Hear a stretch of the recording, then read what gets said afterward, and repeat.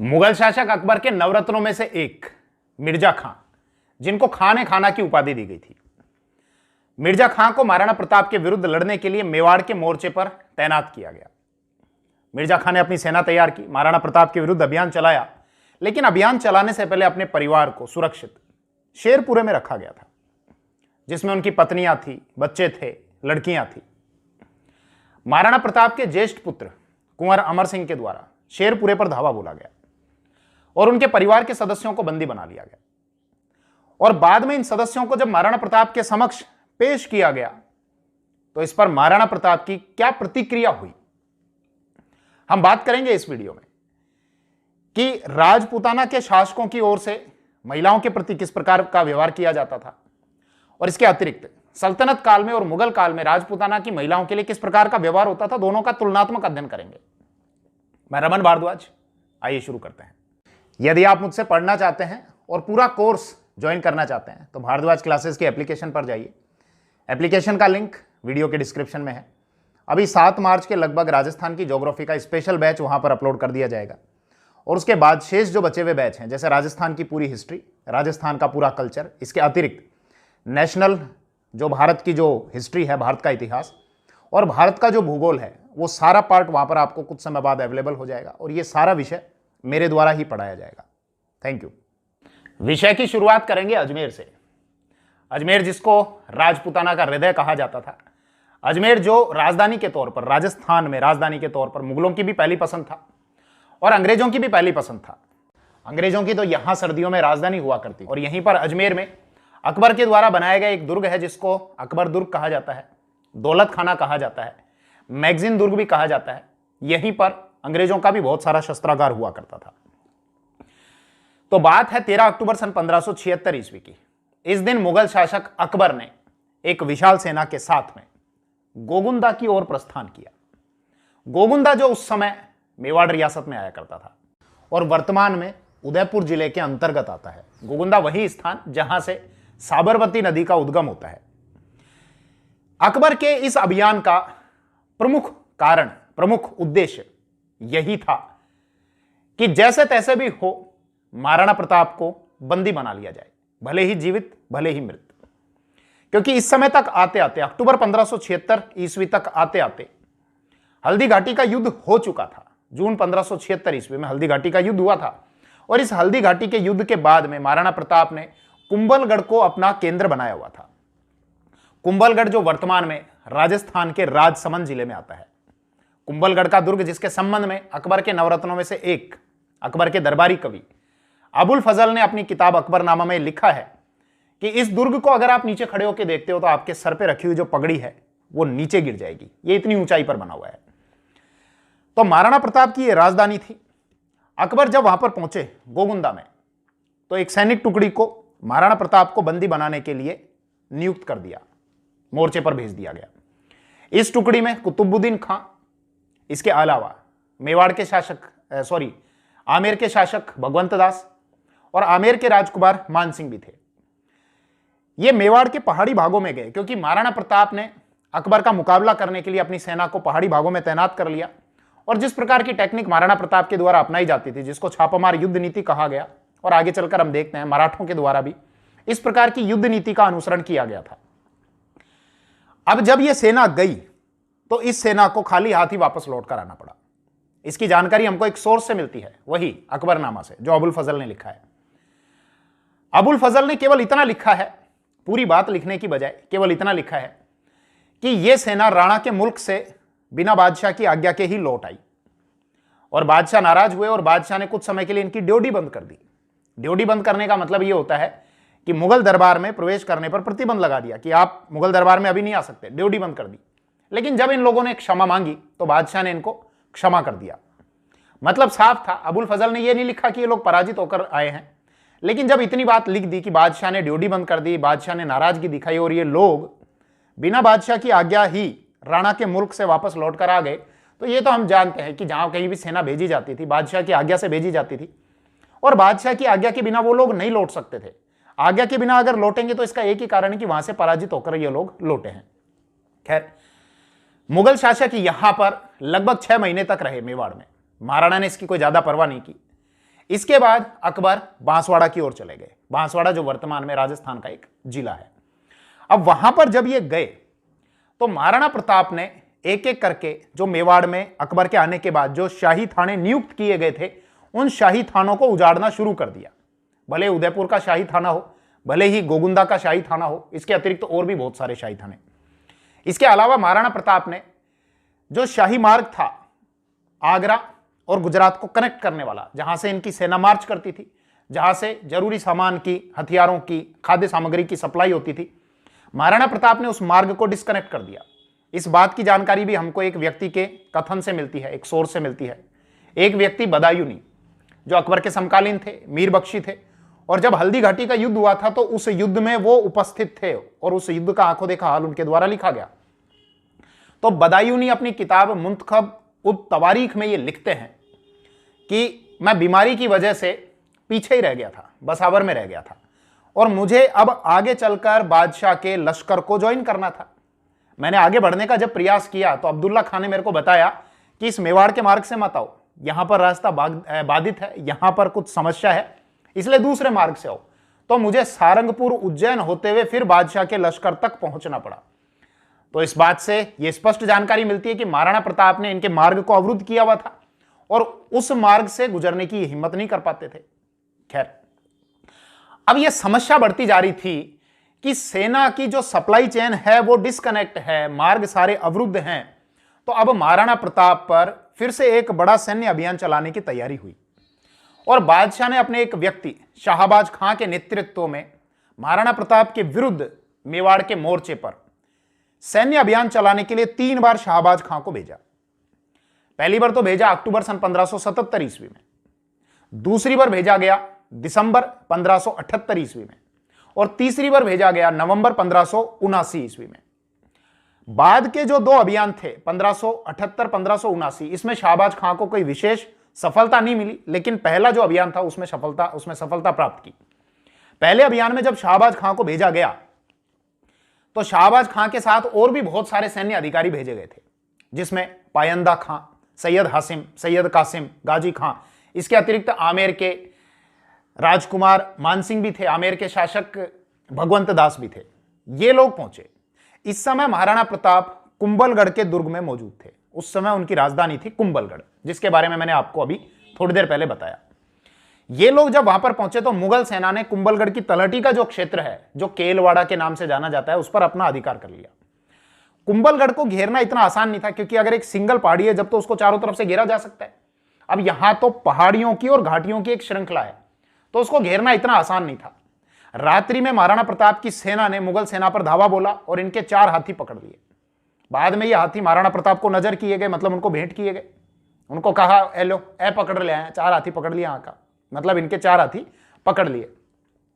तो शाहबाज खां ने फिर से अपनी स्ट्रेटेजी में बदलाव किया और महाराणा प्रताप की जो रसद सामग्री की जो चेन थी, फूड सप्लाई चेन, उसको काटा। केलवाड़ा के क्षेत्र पर अधिकार हो गया, कुंभलगढ़ की तलहटी वाला क्षेत्र। इसके अलावा पाली वाला जो क्षेत्र जहां पर नाडोल आता है, उधर भी अपनी सेना तैनात कर दी ताकि रसद सामग्री की चेन को डिस्कनेक्ट किया जा सके। महाराणा प्रताप के दुर्ग में, जब कुंभलगढ़ के दुर्ग में रसद सामग्री की कमी होने लगी तो उनको वहां से निकलना पड़ा और वो वहां से निकलकर चले गए रणकपुर।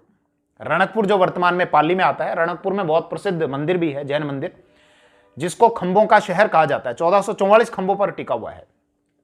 तो खैर, महाराणा प्रताप वहां पर चले गए और कुंभलगढ़ के दुर्ग का जो दायित्व है वो अपने मामा भाण सोनगरा को सौंपा।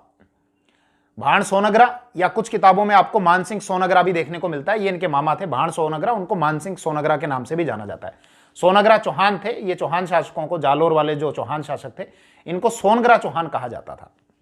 तो खैर, अब ये मुगल सेना जब घेराबंदी करते हुए कुंभलगढ़ के दुर्ग की ओर पहुंची तो एक तोप का गोला अंदर फटा और वहां पर फटा जहां पर इनके हथियार वगैरह रखे हुए थे। तो भाण सोनगरा के नेतृत्व में कुंभलगढ़ के फाटक खोल दिए गए, दुर्ग के द्वार खोल दिए गए। ये लड़े और लड़ते लड़ते इन्होंने केसरिया प्राप्त किया, केसरिया किया, और कुंभलगढ़ के दुर्ग पर शाहबाज खां का अधिकार हो गया।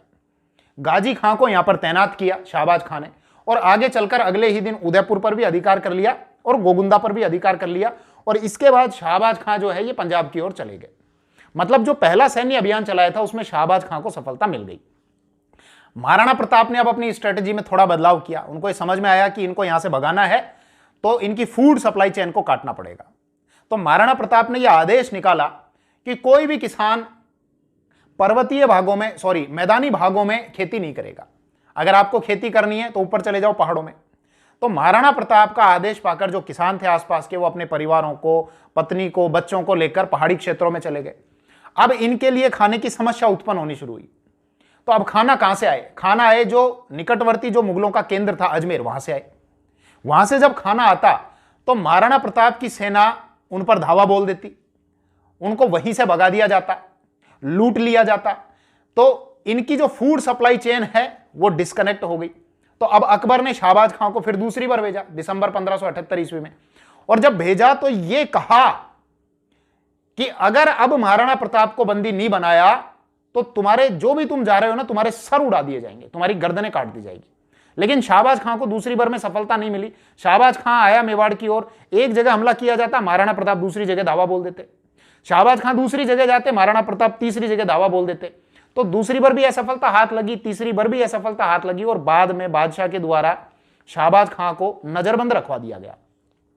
अब मेवाड़ के मोर्चे पर महाराणा प्रताप के विरुद्ध सैन्य अभियान चलाने के लिए मिर्जा खां, मतलब अब्दुल रहीम खान ए खाना, इनको मुकर्रर किया गया, इनकी तैनाती की गई। ये आए मेवाड़ की ओर और इन्होंने महाराणा प्रताप के विरुद्ध अभियान चलाने से पहले अपने परिवार को सुरक्षित शेरपुरे में रख दिया, कड़े पहरे में, बहुत अच्छे सैनिकों की संख्या के साथ में।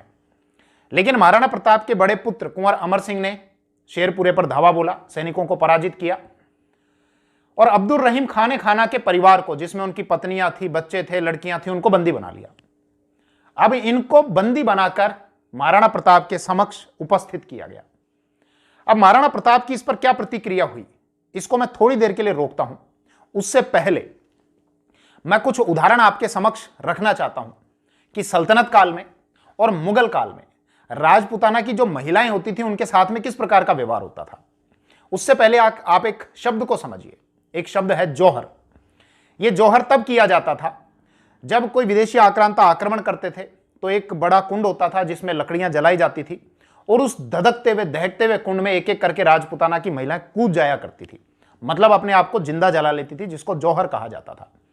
जौहर करने का कारण यह हुआ करता था कि अगर इनको जीत लिया जाए, कि जब विदेशी आक्रांता आक्रमण करते थे और अगर वो जीत जाते थे तो इन महिलाओं को बंदी बना लेते थे और इनको दास दासियों के रूप में रखा जाता था, सेक्स किया जाता था और गुलाम के रूप में बेच दिया जाता था। तो जौहर करने का कॉन्सेप्ट यही था कि जब वो अग्नि में कूदेंगी तो उनका मृत शरीर भी दुश्मन के हाथ में नहीं लगेगा, तो दुश्मन उनके मृत शरीर को भी स्पर्श नहीं कर सकता। इसीलिए राजपूताना की महिलाओं के द्वारा जौहर कर लिया जाता था। अब कुछ उदाहरण आपके समक्ष रखता हूं। बात है वर्ष 1303 ईस्वी की, जब मेवाड़ का प्रसिद्ध शाका हुआ था। शाका मतलब महिलाएं तो जौहर कर रही हैं और जो योद्धा हैं वो केसरिया बाना पहनकर युद्ध कर रहे हैं, जिसको केसरिया कहा जाता था और दोनों घटनाओं को कहा जाता था शाका। तो सन 1303 ईस्वी में अलाउद्दीन खिलजी ने चित्तौड़ पर जब हमला किया था तो रानी पद्मिनी सहित हजारों वीरांगनाओं ने जौहर कर लिया था। आप कल्पना करो, हजारों महिलाएं एक साथ उस अग्निकुंड में कूद गई धधकती आग में। दूसरी घटना है 1534-35 ईस्वी की। उस समय गुजरात के बहादुर शाह ने मेवाड़ पर हमला किया था और रानी कर्णावती के नेतृत्व में हजारों वीरांगनाओं ने जौहर कर लिया ताकि उनका मृत शरीर भी दुश्मन के हाथ में ना लगे, दुश्मन उनके मृत शरीर को भी स्पर्श ना कर पाए। तीसरी घटना बताता हूं 1567-68 ईस्वी की, जब अकबर ने मेवाड़ पर आक्रमण किया था और इस समय भी हजारों वीरांगनाओं ने जौहर कर लिया था। और घटना बताता हूं सन 1311 ईस्वी की, जब जालोर का प्रसिद्ध शाका हुआ था। जालोर के चौहान शासक थे कानड़देव चौहान। सल्तनत काल में अलाउद्दीन खिलजी ने आक्रमण किया था, वहां पर भी हजारों वीरांगनाओं ने जौहर कर लिया था। एक और उदाहरण रखता हूं, सन 1308 की घटना, जब शिवाना पर अलाउद्दीन खिलजी की सेना ने आक्रमण किया था। शिवाना जो वर्तमान में राजस्थान के बाड़मेर जिले में आता है, वहां पर भी वीरांगनाओं ने जौहर कर लिया था। तो ये काफी उदाहरण आपके समक्ष हैं। अब महाराणा प्रताप पर वापस आ जाते हैं। तो जब कुंवर अमर सिंह ने शेरपुरे में रह रहे अब्दुल रहीम खान ए खाना के परिवार को बंदी बना लिया, जिसमें उनकी महिलाएं, बच्चे वगैरह थे, और महाराणा प्रताप के समक्ष प्रस्तुत किया गया, तो महाराणा प्रताप बहुत नाराज हुए और महाराणा प्रताप ने यह आदेश दिया कि हमारी लड़ाई मुगलों के साथ में, इनके साथ में नहीं है। इनको ससम्मान वापस लौटा करो। और कुंवर अमर सिंह को जब यह आदेश प्राप्त हुआ तो कुंवर अमर सिंह उन महिलाओं को, बच्चों को, उनकी लड़कियों को ससम्मान वापस शेरपुरे में छोड़कर आए। इस घटना के बाद अब्दुल रहीम खान खाना के हृदय में महाराणा प्रताप के लिए एक सॉफ्ट कॉर्नर जरूर पैदा हो गया। आगे चलकर हम देखते हैं कि जब मुगल बादशाह अकबर ने अब्दुल रहीम खाना को अजमेर की सूबेदारी दी थी और महाराणा प्रताप ने मेवाड़ को और विस्तृत करने का कार्य किया था, अपने राज्य को बढ़ाने का कार्य किया था, जब वो सैन्य अभियान चला रहे थे, तो अब्दुल रहीम खाना ने महाराणा प्रताप का उस प्रकार से विरोध नहीं किया था जिस प्रकार से करना चाहिए था। तो उसका कारण या तो यह हो सकता है कि महाराणा प्रताप ने अपनी शक्ति को बढ़ा लिया हो, या इसका कारण यह हो सकता है कि अब्दुल रहीम खाना के मन में महाराणा प्रताप के लिए एक सम्मान का भाव आया हो, वो सॉफ्ट कॉर्नर बन गया हो कि भले ही हमारी आपस में कितनी लड़ाई है, लेकिन हमारी महिलाओं को बंदी बनाने के बाद भी महाराणा प्रताप ने आदेश देकर ससम्मान मेरे परिवार की महिलाओं को वापस उसी स्थान पर छुड़वा दिया जहां से उनको बंदी बनाया गया था। वैसे वीडियो की समाप्ति से पहले मैं एक उदाहरण आपके समक्ष और रखना चाहूंगा। बात है 1697-98 ईस्वी की, और इस समय मुगल शासक थे औरंगजेब। औरंगजेब ने एक व्यक्ति को लेटर लिखा। यह व्यक्ति थे शुजात खां, जो मारवाड़ के, मतलब जोधपुर के मुगल हाकिम थे। इस समय मारवाड़ का जो क्षेत्र है वो मुगलों के अधीन था। तो जैसा कर्नल जेम्स टोड ये लिखते हैं वही आपको मैं बताता हूं। कर्नल जेम्स टोड ये बताते हैं कि मुगल शासक औरंगजेब ने मारवाड़ के अपने हाकिम शुजात खां को यह पत्र लिखा और यह कहा, जैसे भी हो सके मेरे सम्मान की रक्षा करो। कौन सा सम्मान, किस प्रकार का सम्मान, क्या हो गया था, थोड़ा सा बताता हूं आपको। औरंगजेब के जो पुत्र थे आजम, मुअज्जम, और इसके अतिरिक्त एक पुत्र थे अकबर। ध्यान रखना, एक मुगल बादशाह अकबर हैं, वो अलग हैं, और औरंगजेब के जो पुत्र थे उन पुत्रों में से एक पुत्र का नाम भी अकबर था। अकबर जो अपने पिता औरंगजेब के बागी हो गए थे, और मारवाड़ के दुर्गादास राठौड़ ने इनको अपने यहां पर शरण दी थी। बाद में मराठों के पास में भी लेकर गए थे, छत्रपति संभाजी राजे के पास में, और वचन के कारण दुर्गादास राठौड़ ने इनके बागी पुत्र अकबर को सुरक्षित हिंदुस्तान से बाहर भिजवा दिया था। तो अकबर को जब सुरक्षित हिंदुस्तान से बाहर भेज दिया गया तो वहां जाने से पहले अकबर ने मारवाड़ के दुर्गादास राठौड़ को अपनी पुत्री सफियतुन निसा का दायित्व सौंपा था। और यही कारण था कि सन 1697-98 ईस्वी में औरंगजेब ने शुजात खां को यह पत्र लिखा था कि मेरे सम्मान की रक्षा करो, क्योंकि औरंगजेब की जो पुत्री थी वो दुर्गादास राठौड़ के पास में थी। अब हाकिम शुजात खां ने पाटन के जो नगर ब्राह्मण थे जिनका नाम था ईश्वरदास, जिन्होंने एक किताब लिखी है फतुहात ए आलमगिरी, इसी नाम से एक और किताब है जिसके दूसरे लेखक हैं। तो इस फतुहात ए आलमगिरी में ईश्वरदास ने जो लिखा है उसके अनुसार ही आपको बता रहा हूं। ईश्वरदास ने मध्यस्थता की और औरंगजेब की पौत्री सफियतुन निसा को सुरक्षित औरंगजेब के पास में पहुंचवा दिया। जब ये पौत्री औरंगजेब के पास में गई तो बादशाह ने इच्छा प्रकट की कि इनको इस्लामी तालीम दिलाई जाए, इनको कुरान पढ़ाई जाए। तो सफियतुन निसा ने यह कहा कि दादाजी मेरी जितनी भी परवरिश हुई है वो इस्लामी तालीम के अनुसार ही हुई है, और मुझे कुरान तो मुझे कंठस्थ याद है। दुर्गा बाबा ने मेरे लिए एक शिक्षिका की व्यवस्था की थी, अजमेर से बुलाई गई थी, जो मेरे को इस्लाम की तालीम देती थी। तो औरंगजेब बड़ा प्रसन्न हुआ, बोले अच्छा, दुर्गादास कोई मेरे से पुरस्कार की उम्मीद तो नहीं रखता था, कैसा दिखता है दुर्गादास। तो उसने ये कहा सफियतुन निसा ने कि मैंने आज तक उनका चेहरा ही नहीं देखा, वो जब भी मुझसे मिलते थे पर्दे में मिला करते थे और मैं उनको बाबा कह के पुकारती थी। इस संबंध में प्रसिद्ध पंक्तियां हैं कि बाबो कहत पुकारती, देखियो नहीं उंडरो वेश, कारण की निज नैन शू, देखियो नहीं दुर्गेश। मतलब मैं तो बाबा कह के पुकारती थी, मैंने आज तक उनको देखा ही नहीं, ना उन्होंने मेरा चेहरा देखा युवा होने के बाद, ना मैंने कभी उनका चेहरा देखा।